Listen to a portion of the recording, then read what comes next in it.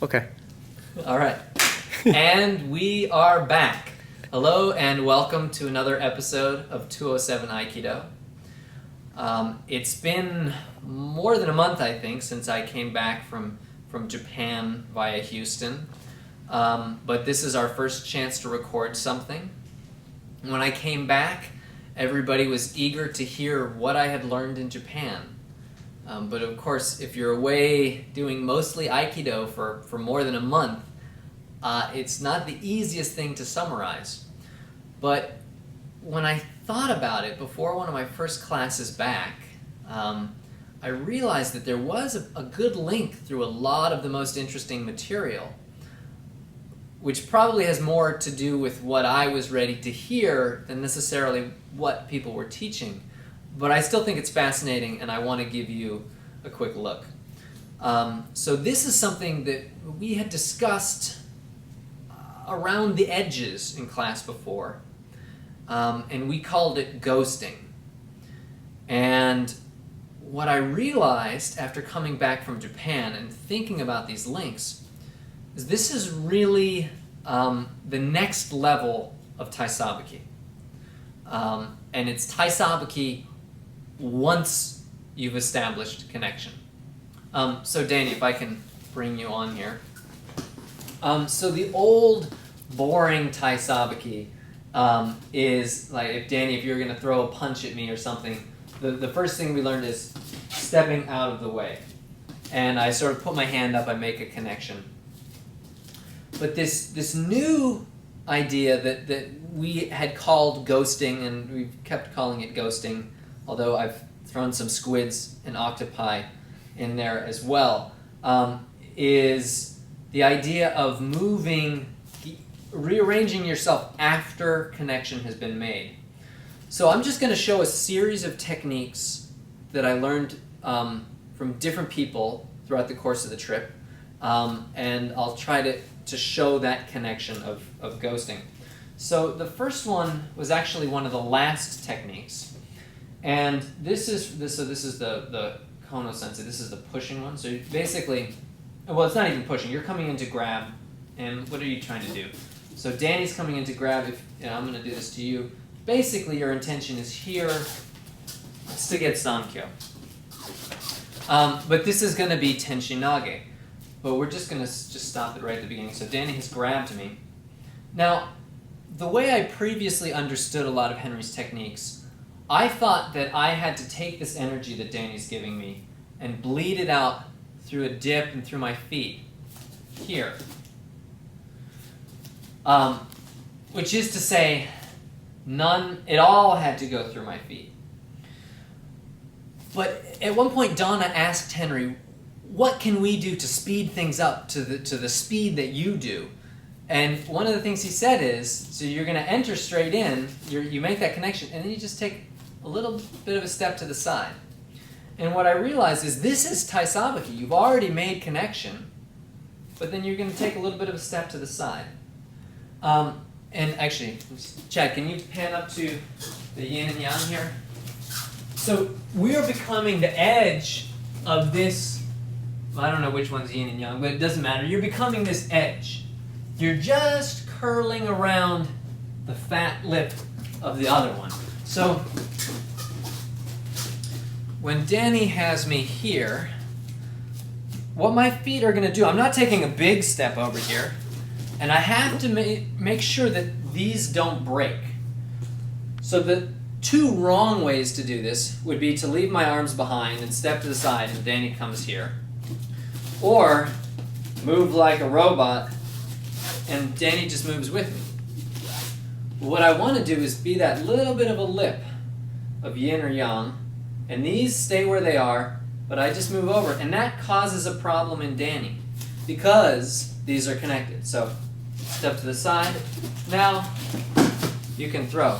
And again, the hands are doing that same thing. The hands are being that lip of yin or yang, just rolling around the top. Okay, I don't want to make this too long, so we're moving on. Next technique was from Sato Sensei. Now, whereas Henry let's see, it's going to be a same side grab. Let's do this side. Danny is going to pull me. And mostly what Henry would have, Henry's general strategy would be to move my feet and so that there's no feeling of pulling here, while matching that vector. Henry would have you sort of match that vector and move your feet, and that's how it happens. We're going to do the exact opposite. We're going to match the vector, but I'm going to drop. So Danny pulls with, say, do you know how many newtons? I don't remember these things. Let's call it 20 newtons. I don't know. Doesn't matter. He pulls this way a certain amount. I'm going to pull the other way a certain amount. Boom. Notice my feet. There's 2 footsteps. So it goes 1, 2. And I'm playing tug of war with my arm. So I set this up. And now I'm going to ghost again. Once I've got this set up, I ghost over here and throw. So again, get connected. I've got to make sure I'm connected to my feet, and then you can throw. This brings us to the third, and this is from Shimada Sensei, the new world champion. And so we were in Waseda with the Russians, and they were asking him, like, what are some of your tips? You know, this is after he had won. And the one that I really liked, they caught me. This is a pretty standard sort of Waseda training position to be in. You've got one hand here, you've got the other hand at the wrist, and now give me a little bit of resistance, like you don't want me to pull you. So I'm going to get here, I'm going to be heavy, boom, and I'm going to, move around. Now, that's all standard. I've done that before. What was interesting to me was he talked about, someone asked him, how does he set up shomenate? And the way he sets up shomenate is he gives a pull here. And if Danny pulls back, I'm going to follow. Thank you for selling that. So I wasn't trying for the throw, but the point is, if Danny pulls back, I'm going to follow.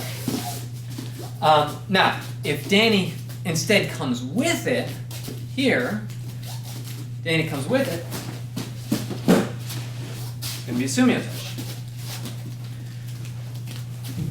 But here's this third option. He said, and sometimes I just like to, so here, just don't move forward or back. So I pull, he sets into it, he's just here. He's not moving back, he's not moving forward. Now, he likes to practice moving his feet. And of course, this is exactly what Sato was doing with that other technique, and it's a pulling version of what Henry was showing. Again, it's taisabaki once you're connected. Your feet are ghosting, and you are being like a squid.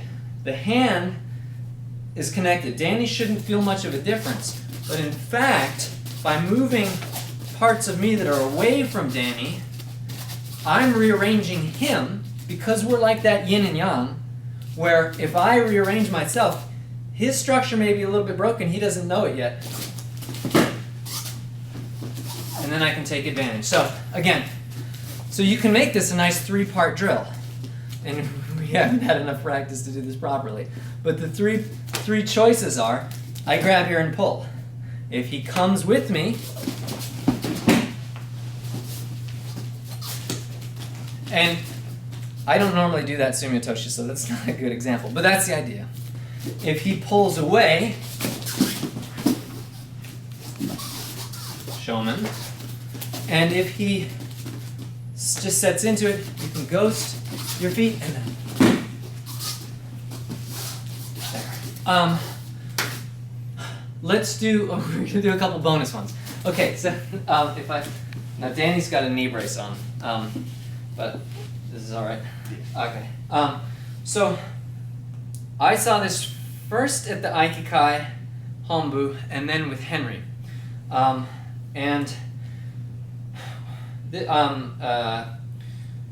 So a lot of people do this, kokyu, where they're going to start with here, and they're going to go out to here and throw. And when Henry did this in Houston, one of the things he said was just start here. Don't bother with this, just start here. So I'm going to fill this space when Danny's grabbing. Now, I'm going to rearrange. Again, I'm like that squid. These stay where they are, but the rest of me rearranges. I'm going to do the sort of dip, but it's going to be in my pelvis here. And because these are connected, Danny has to move too. Here. And I remember doing this with this little old lady at the Aikikai Hombu, and I couldn't figure out what she was doing. Because she was just here, I just grabbed, and then there was something moving, and I'm certainly not doing it as well as she was, but something rearranges in here, and they allow you to throw. Okay, very last bonus one. I only watched this video once, and I meant to watch it again before class. I didn't. This is the one where you're pushing in. So Eric, Sensei Strange, had a video up, which was sort of a drill, as I understood it, to sort of get used to the feeling of when uke is totally relying on your structure. And then to get out of the way. And again, so you're here, you're taking a little bit of weight. Now I'm moving my elbows back. What I'm doing is I'm being like that. This is less ghosting and more squidding. I'm taking more of that weight. I'm rearranging myself, and then at a certain point, I just let it go. But the key is that I'm not resisting in right angles. I'm not robot resisting, because it won't work. I'm resisting as fluidly as possible. That was close. That was almost, I wasn't going to get it. But that's the basic idea. I haven't done any of those perfectly, but I hope at least I've got a little bit of that idea across. So ghosting and squidding, and together you have a ghost squid, and go have fun with it. All right, thanks a lot. We'll see you next time.